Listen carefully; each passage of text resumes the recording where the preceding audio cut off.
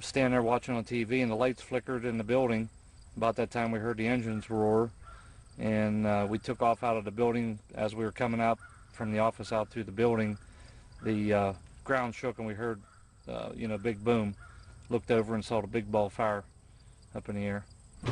Like I said, probably within 45 seconds or a minute of impact, we were there. We were there before any firemen, any paramedics, or anybody. We were on site.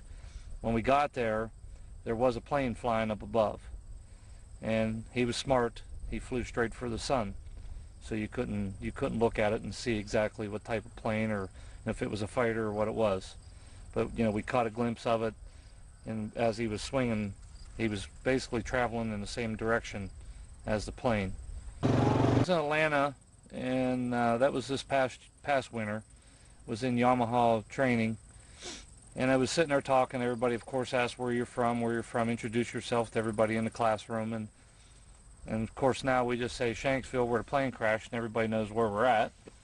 So I was sitting there talking to another guy, and I was telling about, he said, did you see the plane crash and whatever, was you there or anything? And I told him the whole story, and I was explaining to him about whenever we were standing in the office and the lights flickered and everything, and there was another gentleman sitting in the row in front of me that was retired from the Air Force.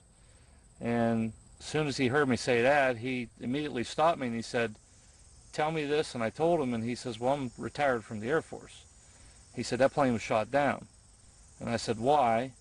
And he said, because whenever the lights flickered, they zapped the radar frequency on everything before they shoot.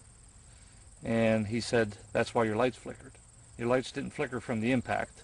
Your lights flickered because they zapped the radar system before they shot it.